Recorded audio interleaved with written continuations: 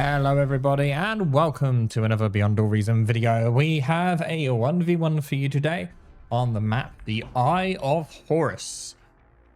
Now, our first contestant, our first player for the day in blue, as you see here, is playing Armada, and they are known as Rain, otherwise known as Ubivator.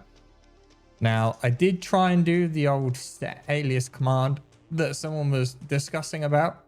I think it was Chrono that mentioned it. However, I couldn't seem to get it to work. So feel free to actually give me the exact command or something like that, because I couldn't work it out. Rain here starting bots on a single metal extractor out of the 3 available to him in the initial start. Yeah, if it looks like he's having a spasm tack here, it's just due to the fact that he's zooming in and out a lot. As we quickly make this bigger, you can kind of see how much he's zooming in and out. But the smaller the map is, the more it looks like he's just having an aneurysm. So just bear that in mind. If it looks like it's just zooming in and out, in and out, in and out, that's because the camera speed, I guess, can't really keep up with how far that they're zooming in and out. Anyway, on the opposite side of the map, PurpleHeart in red. Now, PurpleHeart is 9 OS behind Ubivator here. So quite a big difference in like leaderboard position. But that's not going to stop them. PurpleHeart currently ranked 15. And Rain, who keeps changing his name, which is a little bit annoying, is currently rank 4. With a different name than what he has in this replay, just to really make it confusing for you. So literally a 10 place, 11 place difference in leaderboard standings between these two players. So we'll see how well PurpleHeart is able to cope. Now, both players starting off with bots, which is pretty much an obvious play when it comes to this map. As you can already see, these bots moving over the hill here. They can also pass several other places like this and over the sides here, which make it quite difficult to kind of lock down your opponent. Even though there's like hills and such, they can still get by relatively easily. But Grunt versus Pawns match up here. We'll see how well they do. Single pawn from Ubivator manages to get round here, but that's not going to do much. It's these ones on the opposite side here, which may delay an expanding constructor if they happen to go that way. In the back here, though, 2 grunts versus 2 pawns and a tick will not win out. Well, if he'd sent the tick in at the same time, actually, the pawns and ticks should have won, but this is not being microed, and actually now PurpleHeart manages to get in here. Whether they'll grab the con in time or not, pawn does approach. Desperately trying to get the constructor. Does manage to get the constructor. The grunt had 9% HP left by the time the constructor died, so it's a pretty good play here. Another mass amount of grunts making its way down on this side here, on the far right hand side of Rain's base. Will this be enough to get the con and the LLT?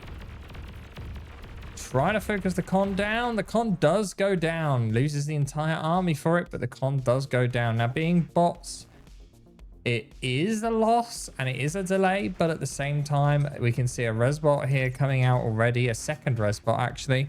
And the resbot will go there and resurrect the expansion rather than pushing more of it. But for a brief time, there would be a eco advantage to PurpleHeart if PurpleHeart had actually built up his economy on the sides, as he loses a metal extractor to a tick in the back. And he's only just getting over the flanks here to get this side, which, you know, we already seen that Ubivator already had capped this. So the advantage that he has from doing all that attack is not great. a interestingly placed radar will not provide that good vision. I'm surprised he didn't want to like walk up and place it up here. But also not going back for the metal extractor, which makes me think that he's planning on resbotting it.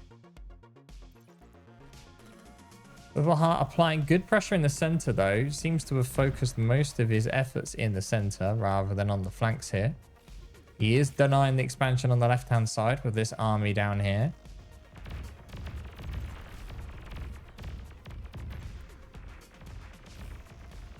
That one managed to get taken out, but there is a bit of a worry on the right-hand side of the map here for PurpleHeart, as there is a constructor here with no defensive units, just the one grunt, which should die very quickly. The constructor is rushing to try and get back to an LRT, or just at least move it out of the way, hoping that the units will arrive in time. Does Ubivator see the con? He does see the con.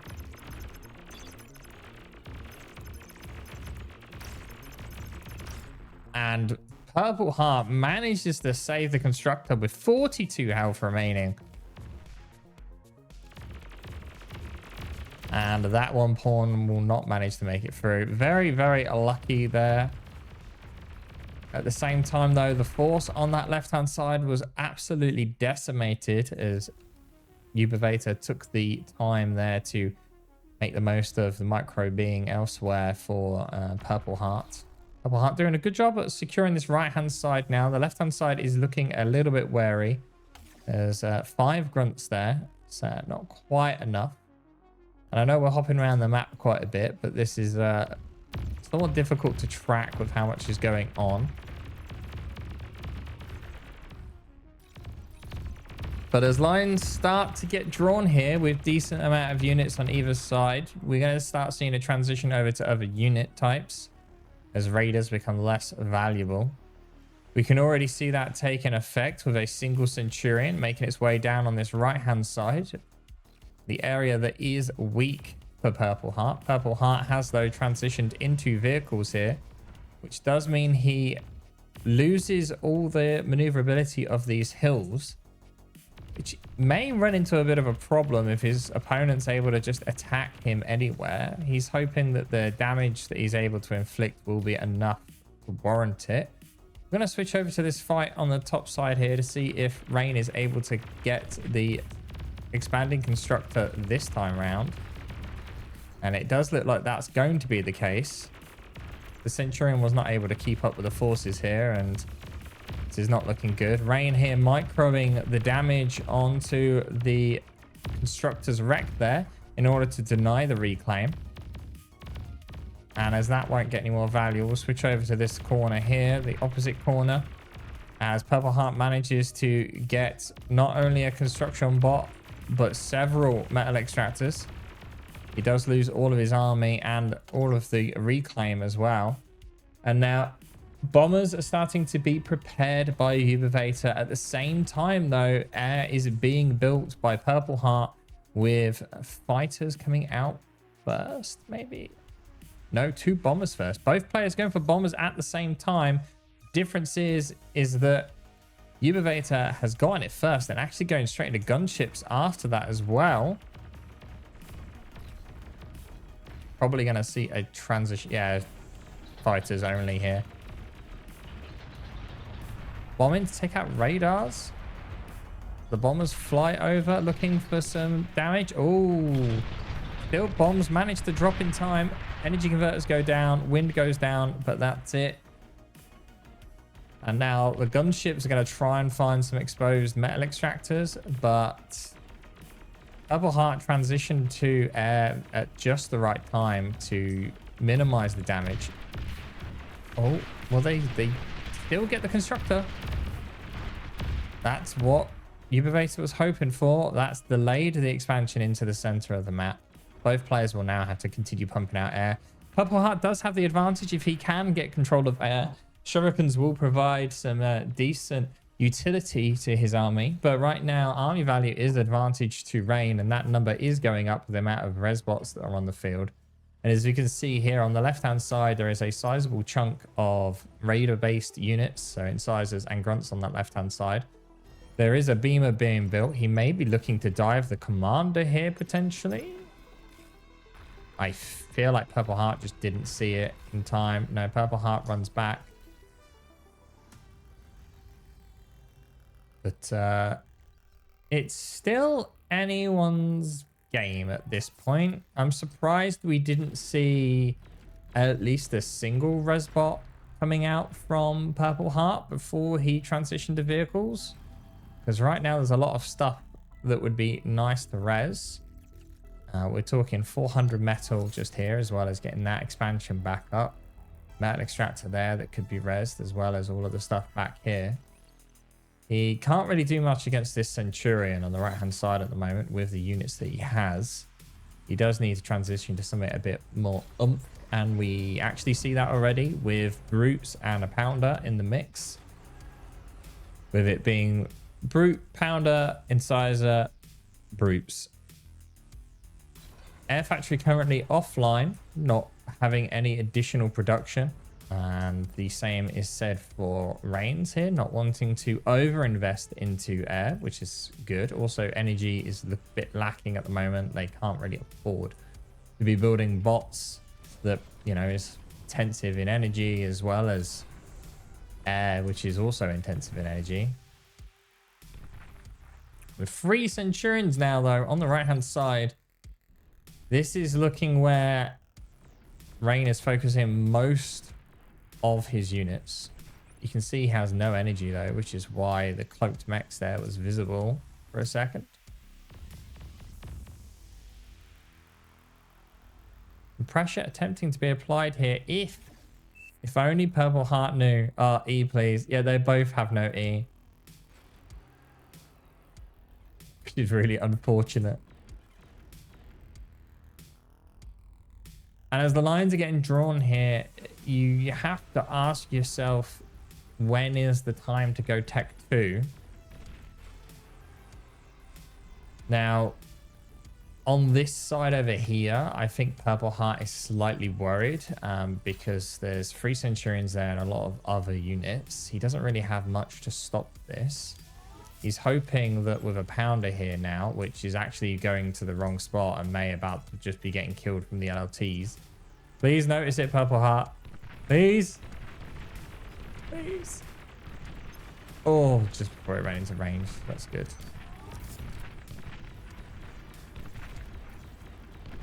Wow, that's a ballsy construction vehicle. March right into a Centurion. What could possibly go wrong? Yes, let's build a radar right next to the radar. I wonder what you'll be able to see. I think that was supposed to be an LLT, but he's misclicked. Because if you're on legacy keys like me, they're very close to each other. Occasional scout planes coming out here from Rain in an attempt to provide a bit of vision. But you can see now with both the lines being drawn, both players have actually transitioned to Tech 2. PurpleHeart realizes that, and that's why he's kind of doing a little bit of pressure here, doing a bit of attacking, seeing what he can do. PurpleHeart doesn't want to give too much here. Pounder moving into position will be enough to save the last tank. There's now 800 metal there because of this 120 from that, which is going to focus on getting. Now, this does give PurpleHeart the most direct entrance to the base of Rain. And with Tech 2 already out, a con already out, and a Tech 2 defense going down is literally the second thing out of the factory. He's hoping that that's going to be enough. Tech 2 bots for PurpleHeart here as well, which makes sense due to just, you know, how much damage that you can inflict from like kill positions. There's makes no sense to be stuck in vehicles. Now, PurpleHeart does need to be careful. This is a dangerous position. These pawns can quite easily come over the hill and flank, and if you try and run away, they're going to continue chasing you down. And as an EMP bot comes out, half the army now EMP'd, and the second half of that army EMP'd as well. And now these pawns are just going to completely swarm these tanks, taking them out very, very quickly. And with no Pounders left in that mix, this army could wipe straight through the middle, but instead playing it defensive. Both players wanting to continue on with scaling up right now. Why there's an air transport in the center of the map here, I don't know really. It's dead now regardless. Sheldons are on the field for PurpleHeart, whereas Welders from Rain, Welders obviously doing very well against, you know, incisors and pawns. And Hounds also now starting to come out from Rain. Problem is, there's a lot of Sheldons here, but there's nothing stopping these pawns just chasing him down. And I feel like PurpleHeart's units may just get overwhelmed here. He's pulling in units from the left-hand side of the map to try and stop these Sheldons getting grabbed here. And instead, Rain actually changes his focus over to the forces that are on the right instead. There are some rolling bombs, tumbleweeds coming out from Rain here as a bit of a force multiplier for his Tech 1 units. No self-destruct from the Fiends coming from PurpleHeart in an attempt to add a bit of damage.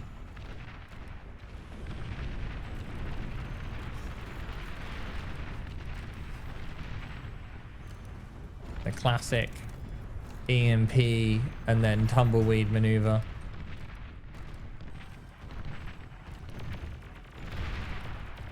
And boom. Just love how far those things go flying. The Sheldons currently are quite a lot in number here. 10 Sheldons. There are only 5 Hounds currently from Rain, but he is losing ground on this left-hand side substantially.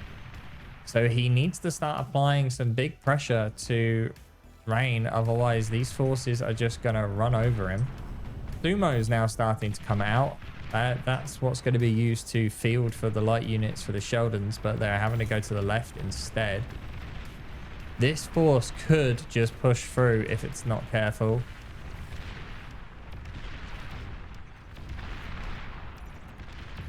See PurpleHeart trying to apply pressure here. The Fiend's in the wrong position to defend the Sheldons. And on this side of the map, as we try and keep an eye on both, we can see the defensive line that PurpleHeart has built up on the left is crumbling. Sheldons on the right are now safe. But this force is becoming a bit questionable here if Rain kept them moving. Problem with the EMP bot tumbleweeds is that it's very, very micro intensive. And if you don't have the time to micro them, you end up causing yourself some problems. Weber's actually coming out here to try and grab some Tech 1. And Gunslingers. Wow. Ubivator just using all the tools available to him. Horse on the left still alive, though. But Sheldon's starting to whittle down the defenses on the right. Surely PurpleHeart's got to be sending reinforcements that way.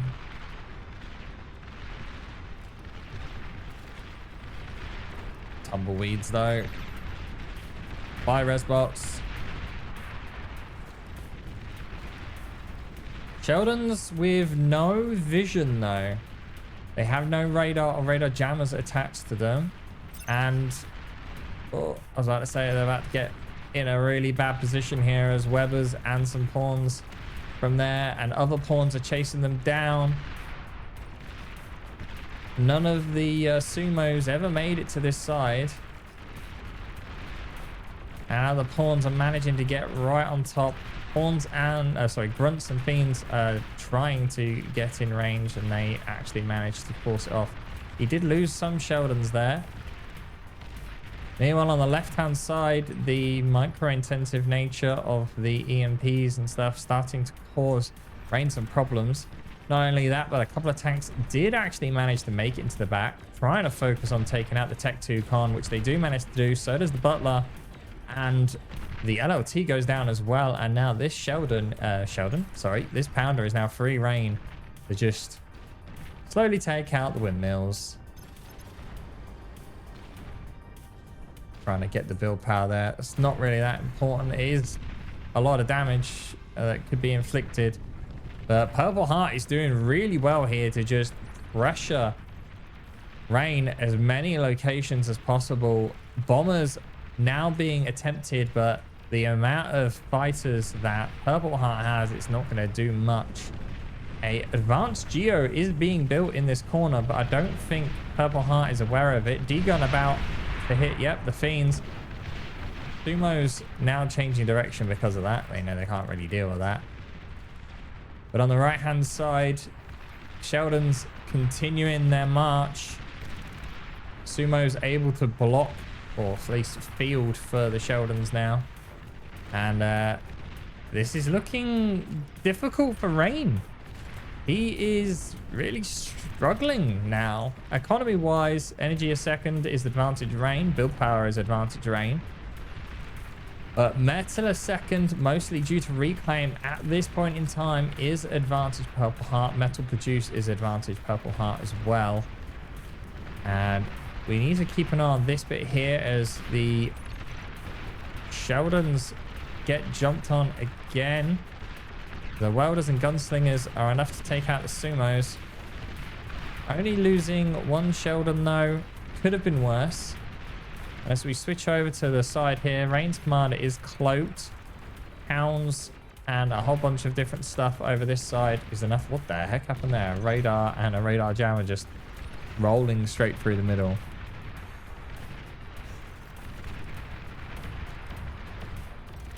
And now it seems like PurpleHeart may be starting to struggle to decide what to do here. He's not microing this stuff quite as well as he could do. Gets 2 EMP bots though there. He's extremely lucky. He's trying to keep this Sheldon force back, but Gunslingers are just grabbing all of that res bots. The res bots still survive actually. It's just surprising. And the Sumos are just marching in. The Sheldon's marching in with it as well. There's not enough Sumos here to deal with all that. EMPs are also there, ready to go. And that was a bit of a risky push. Sumos still not enough to deal with this many units. Needs additional support. Tech 2 constructors here extremely far forward for PurpleHeart. I mean, those are dead. Surely. Oh my god, those Sumos are still alive. How has that happened? Arbiters coming out now in the distance as well. So Arbiter's long-range missiles. This pressure, especially the stuff on that left-hand side, is doing extremely well. Everything's been funneled straight out of the factory into right outside the base. Huge amount of reclaim there now. 6k almost. And just the micro needed to get these EMP bots to work has just not paid off right now for Ubivator, as there's been at least 4, maybe 5 EMP bots that have been caught out here. And the Sumos managing to march their way in, get a bunch of energy converters. They're still going strong. Build power attempting to eat them. Hounds coming in to try and assist, but these guys are just roaming free. Not focusing down the individual low health ones either, so they continue doing more damage. One gets eaten, another one gets destroyed, but losing the air lab there, and 2 more marched forward in that time period as well. Sniper bots coming out now in an attempt to deal with the Sumos. Not enough damage from one Sumo to take out the fusion. Tech 2 pop-up defenses now in position on the front as well. And this is looking extremely rough here for Rain. The Arbiters are not being focused here. They could be doing more if they were set targets on like the sharpshooters and stuff, but instead just firing missiles from above, which is perfectly fine. few grunts have managed to get by and actually will cause some significant damage to the energy income of Rain here by just taking out a bunch of winds if they weren't all standing right next to the winds. Tech 2 Air being planned by Rain as a way to try and come back from this, maybe to bomb the commander, but whilst that's been happening, Shivas online from PurpleHeart as Tech 2 production has stopped and PurpleHeart has shifted into Tech 3 with an eco supporting 5 fusions as opposed to the 1 or 2 fusions of Rain. All the numbers are in the red and this is looking extremely tough for Rain. Rain will not have had the Tech 3 notification just yet as he hasn't seen them. But surely he must know something's coming as the pressure in the center of the map has let off. And there we go. Tech 3 unit detected.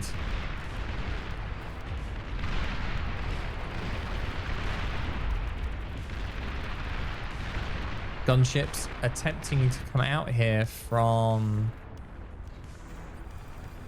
Oh, atomic bombers. Yep, he's going for a comm snipe with the atomic bombers here. Also could maybe be used to take out the Tech 3, but you can see he's actually going all in on this plan. He stopped production of Tech 2 altogether. He, with the exception of AA, he's hoping to bait in the fighters here. And that is the plan. He's buying time to build up the atomic bombers for the snipe. See our radar playing in the background to detect the cloak. Rain is going to move maybe somewhere as far away as possible to hope to buy the time for the commander. Snipe. Fighters and shurikens from PurpleHeart, but all of PurpleHeart's fighters are Tech 1. Will Rain be able to pull off the save of the day? 2 atomic bombers prepared. Lots of cloaky bots here ready that can EMP Shivas. Takes 2 to EMP a Shiva.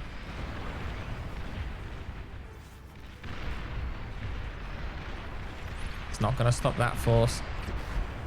Most of the Shivas EMP'd, but nothing really there to kill them. Okay, and the fighters are trying to clear the way. You can see the mass AA going out here to just try and grab some more of those fighters. PurpleHeart is just pushing in with the Tech 3 here. Tech 2 Air also out from Rain.